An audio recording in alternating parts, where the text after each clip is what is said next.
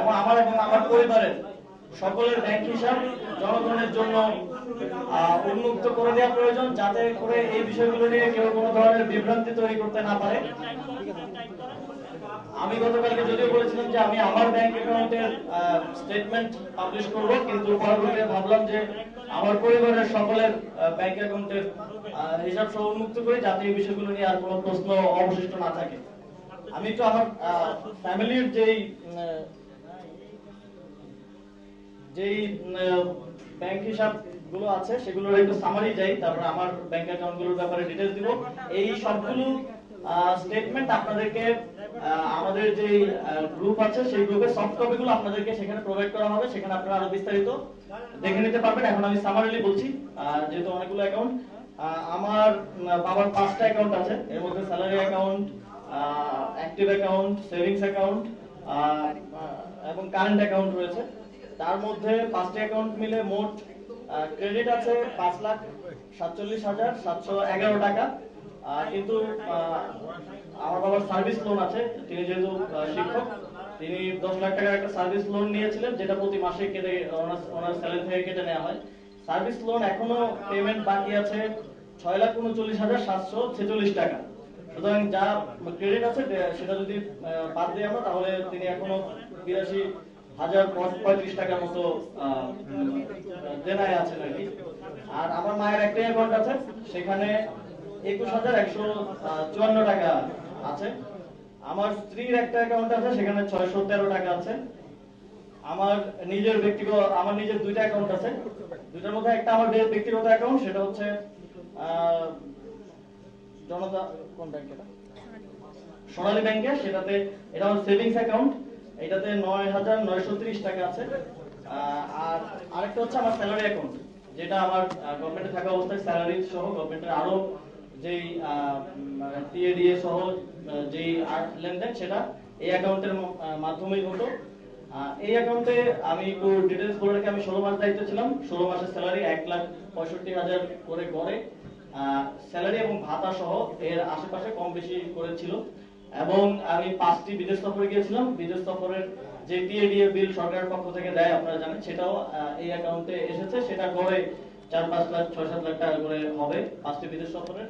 এর বাইরেও দেশের সরকার থেকে আরো বিভিন্ন খাতে বিভিন্ন যে ভাতা সব মিলিয়ে এই অ্যাকাউন্টে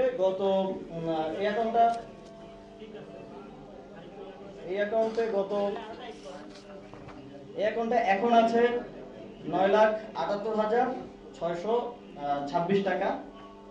এবং এই অ্যাকাউন্টে মোট ট্রানজাকশন, মোট ক্রেডিট হয়েছে আমার স্যালারি সবকিছু মিলে, এবং সরকারের দায়িত্ব গ্রহণ করার আগেই 50,000 টাকার মতো ছিল। তারপরে সব মিলে ক্রেডিট হয়েছে মোট 85,81,000 টাকা, আর ডেবিট হয়েছে 76,03,000 টাকা। এখন আছে 9,78,000 টাকা। তো মোট আমার 2টা অ্যাকাউন্ট মিলিয়ে মোট আছে হচ্ছে 9,78,556 টাকা। তো এই 85 লাখের মধ্যে আমি যেটা বললাম, স্যালারি আছে অলমোস্ট গড়ে যদি 1,65,000-70,000 করে ধরি, তাহলে অলমোস্ট 25 লাখের মতো, 85 লাখের মোট টোটাল ট্রানজাকশনের মধ্যে। আর 5টা বিদেশ সফরের প্রায় 35-40 লাখ টাকার মতো হবে। আপনারা ডিটেইলসে যখন সফট কপি আমরা দেবো সেখানে দেখতে পাবেন।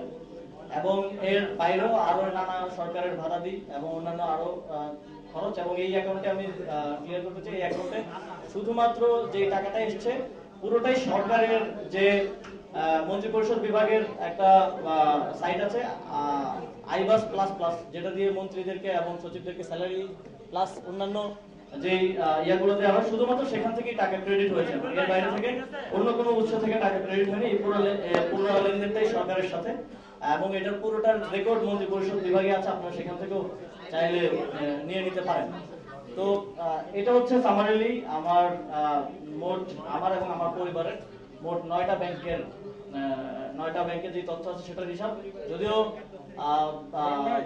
বাংলাদেশ ব্যাংকের বিএফআইইউ তারা শুধু আমার অ্যাকাউন্টের তথ্য চেয়েছে, আমি আমার পরিবারের অ্যাকাউন্টের তথ্য সহ দিলাম অধিকতর স্বচ্ছতার জন্য। এবং এই সবগুলো আমরা সফট কপি আপনাদেরকে প্রোভাইড করে দিব সামারি সহ, সেখান থেকে আপনারা ডিটেইলস জেনে নিতে পারবেন। তারপরে যদি কোনো কিছু নিয়ে সন্দেহ থাকে বা কোশ্চেন থাকে, তাহলে সেটা আমাদেরকে করতে পারেন। আমাদের পার্টির যিনি মিডিয়া দেখেন, মিডিয়া টিম আছে, তাদের মাধ্যমে অথবা আমাকে সরাসরি আপনারা জানতে চাইতে পারেন।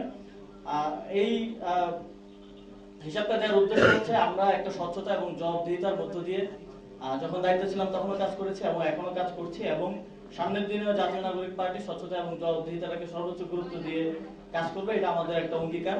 সেই জায়গা থেকে এবং আমার কোনো কিছুই লুকানোর নেই, আমি আমার দায়িত্ব সর্বোচ্চ স্বচ্ছতা এবং জবাবদিহিতার সাথে পালন করেছি। এবং আমি দায়িত্ব ছাড়ার পরে 4 মাস হয়েছে, আপনারা অনেক সময় অনেক গুঞ্জন শুনেছেন, অনেক নিউজ দেখেছেন, অনেক নিউজ আমরা যখন যোগাযোগ করতাম হাউসে তখন তারা আমাদেরকে বলতো যে ভাই আমাদের কিছু করার নেই, আমাদেরকে তো লিখিত দিয়ে গেছে এটা ছাপানোর জন্য। আপনারাও হয়তো অনেক সময় এই বিষয়গুলোর অভিজ্ঞতা পেয়েছেন। এবং আপনারা দেখেছেন যে গতকালকেই আপনারা হয়তো জেনেছেন যে আমাদের জাতীয় নাগরিক পার্টির আরেকজন সাবেক সদস্য গোলাম সালাউদ্দিন তানভীর, তাকে নিয়ে একটা 400 কোটি টাকার বিশাল ন্যারেটিভ এবং এক ধরনের প্রোপাগান্ডা করা হয়েছিল। দুদক তাকে নিয়ে অনুসন্ধান করেছে, দীর্ঘদিন অনুসন্ধান করে তাকে কিন্তু নিষ্পত্তি দিয়েছে, এবং সেটা এই সরকারের আমলে নিষ্পত্তি দিয়েছে। কিন্তু তার যে এবং আমাদের পার্টির যে এই সংশ্লিষ্ট নিউজ এবং প্রোপাগান্ডার কারণে এক ধরনের হেনস্থার শিকার, হ্যারাসমেন্টের শিকার হতে হলো এবং এক ধরনের ইমেজ নষ্ট হলো, এইটার কোনো রিপেমেন্ট বা এই ধরনের কিছু নেই। আর আমার ক্ষেত্রেও ঠিক একই বিষয় ঘটেছে, এবং যারা বিগত সময় সরকারের দায়িত্বে থাকার কারণে বিভিন্ন দায়িত্ব পালনকালে নানাভাবে মনক্ষুণ্ণ হয়েছেন, তারা এই চেষ্টাগুলো করছেন। এবং একটা গোষ্ঠী যারা আওয়ামী লীগ আমাদের গণঅভ্যুত্থানের কারণে দেশ থেকে পালিয়ে যেতে বাধ্য হয়েছে, তারা তো প্রতিনিয়ত লেগেই আছেন। তাদের বিভিন্ন পেজ আছে আপনারা জানেন, বিভিন্ন এবং বিভিন্ন মিডিয়াতেও তাদের শেয়ার এখনো আছে, তাদের লোকেরা এখনো বসে আছে বিভিন্ন পর্যায়ে। তারা এই ধরনের সূত্রহীন, আমরা দেখি মাঝে মধ্যে যে নিউজগুলো হয় এগুলো ফ্যাক্ট চেকাররা মাঝে মধ্যে ফ্যাক্ট চেক করেন, বা অনেক ফ্যাক্ট চেকিং এজেন্সি আছে বাংলাদেশে, তারা লিখেন এবং কয়েকজন ফ্যাক্ট চেকার এগুলো নিয়ে পোস্টও দিয়েছেন যে কতটা ভিত্তিহীন ভাবে এই অভিযোগগুলো করা হয়। একটা নিউজ দেখলাম যে কিছুদিন আগে $10 বিলিয়ন দুর্নীতির, প্রায় 1,20,000 কোটি টাকা, মানে এত অকাল্পনিক এবং অবাস্তব অভিযোগ দিয়ে জাস্ট ক্যারেক্টার অ্যাসাসিনেশন করা হয়। এবং যাদের কাছে কোনো ধরনের প্রমাণ নেই, কোনো ধরনের লিড নেই, তারা শুধুমাত্র এই অভিযোগ দেওয়ার মাধ্যমে এবং এটা বিভিন্ন প্ল্যাটফর্মের অ্যাডভান্টেজ তাদের থাকার কথা সেগুলোর মাধ্যমে প্রচারণার মাধ্যমে এক ধরনের ক্যারেক্টার অ্যাসাসিনেশন করার চেষ্টা করেন। এবং এটা শুধু আমি না, এটা জুলাই গণঅভ্যুত্থানের যারা অগ্রসারিতে ছিল সকলের বিরুদ্ধে এই ধরনের প্রচেষ্টাগুলো হয়। এই চেষ্টাগুলো হচ্ছে এবং সামনের দিনেও হবে আমি জানি। তবে আমার দিক থেকে আমার স্বচ্ছতা এবং জবাবদিহিতা আমি শতভাগ নিশ্চিত করার চেষ্টা করব, এবং আপনাদের এই বিষয়ে যে কোনো প্রশ্ন থাকলে করতে পারেন।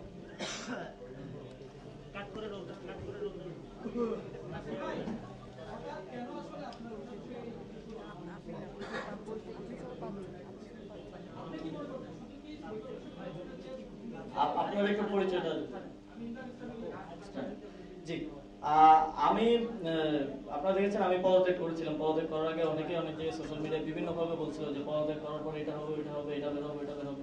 পদত্যাগ করার পর মানুষ আসলে দায়িত্ব গ্রহণ করে সকলের ভালোবাসা নেই, কিন্তু পদত্যাগ করার পর আমি দেখেছি যে অনেকেই পছন্দ করেছেন আমার বিগত 1.5 বছর 16 মাস আমি দায়িত্ব পালন করেছিলাম। আমার কিছু সফলতা নিয়েও তারা কথা বলেছেন, কিন্তু সেই সময়টাতে এবং আজ পর্যন্ত এই বিষয়গুলো নিয়ে আলোচনা ওঠেনি। ঠিক যখনই মিডিয়ার মাধ্যমে এবং নানাভাবে আমাদের পার্টির যে একটা প্রাথমিক সিদ্ধান্ত ঢাকা দক্ষিণ সিটি কর্পোরেশন আমাকে মেয়র প্রার্থী হওয়ার বিষয়ে, সেই সিদ্ধান্তটা যখন বাইরে গেল তখনই এই প্রোপাগান্ডাগুলো আবার নতুন করে শুরু হলো, আবার অনেকে এগুলোতে হাওয়া দেওয়া শুরু করলো। এবং আপনারা দেখেছেন কিছু নির্দিষ্ট হাউস থেকে এবং কিছু নির্দিষ্ট মিডিয়া থেকে যাদের মালিকরা প্রশ্নবিদ্ধ, তাদের থেকেই এই ধরনের চেষ্টাগুলো বেশি হচ্ছে। আমি খেয়াল করে দেখেছি যে যেই দায়িত্বশীল যে গণমাধ্যমগুলো আছে তারা কিন্তু এগুলো কভার করছে না, এবং কিছু যেই নির্দিষ্ট যাদের এজেন্ডাই এই গণঅভ্যুত্থানকে প্রশ্নবিদ্ধ করা, এই আইনসিপিকে প্রশ্নবিদ্ধ করা, এবং নানা সময় তারা সেটা করে এসেছেন, এটা করা হচ্ছে। এবং আমরা দেখেছি যে গতকালকে যে ব্যাংক হিসাব তলব করা হয়েছে সেটা আমরা জানতে পেরেছি যে মোট 56 জনের ব্যাংক হিসাব তলব করা হয়েছে। সেখানে এই সরকারের আরো কয়েকজনের ব্যাংক হিসাব তলব করা হয়েছে, কিন্তু এককভাবে আমারটাই আলাদাভাবে তারা তাদের গ্রুপে দিয়ে প্রচার করতে বললেন। তারা যদি সত্যিকার অর্থে অনুসন্ধান করতে চান, অনুসন্ধানটা তারা করতেই পারেন এবং সেটা আপনাদের সামনে উন্মুক্ত করতে পারেন, কিন্তু ব্যাংক হিসাব তলবের জিনিসটা আলাদাভাবে নিউজ করতে বলা, গ্রুপে দেয়া, শুধু একজনেরটা দেয়া, এটা তাদের যে হীন উদ্দেশ্য ক্যারেক্টার অ্যাসাসিনেশন করা, সেটাকেই স্পষ্ট করে। আর কোনো প্রশ্ন? আমরা হচ্ছে রাষ্ট্রপতি ঢাকা ডায়েরি জাতীয় নাগরিক পার্টি এনসিপি এবং আপনাকে মূলত আসলে প্রশ্নবিদ্ধ করার জন্য যে কোনো সুকৌশলে ব্যাংক অ্যাকাউন্ট এসেছে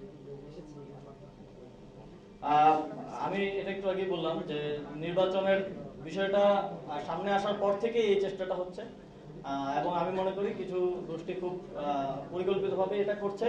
তো ব্যাংক অ্যাকাউন্ট তলব করে এক ধরনের রহস্য তৈরি করার চেষ্টা করছে, না জানি কি আছে ব্যাংক অ্যাকাউন্টে।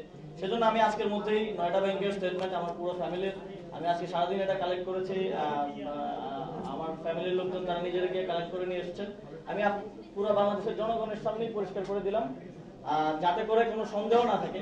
আমার কাছে গুরুত্বপূর্ণ হচ্ছে আমার দেশের মানুষ, যাদের জন্য আমরা জুলাই গণঅভ্যুত্থান করেছি, যাদের জন্য আমরা দেশের জন্য কাজ করার জন্য রাজনীতিতে জড়িয়েছি, তাদের কাছে পরিষ্কার থাকা। কোন রাজনৈতিক উদ্দেশ্য প্রণোদিত ভাবে কিংবা কোন মিডিয়া বা কোন স্টাবলিশমেন্ট কি করছে, তাদের কাছে পরিষ্কার হওয়ার থেকেও আমার কাছে বেশি গুরুত্বপূর্ণ আমার মানুষের কাছে ক্লিয়ার থাকা। এবং বাংলাদেশের মানুষ এগুলো খুব ভালো করে জানে যে কিভাবে ন্যারেটিভ বিল্ডিং করা হয় বাংলাদেশে।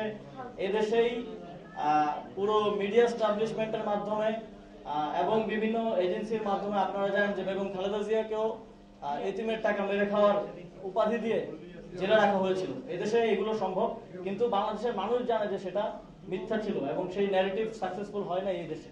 সুতরাং আমার কাছে গুরুত্বপূর্ণ হচ্ছে আমার দেশের জনগণ, যাদের জন্য আমরা কাজ করি, তাদের কাছে পরিষ্কার থাকা। সেজন্যই আজকের এই সংবাদ সম্মেলন।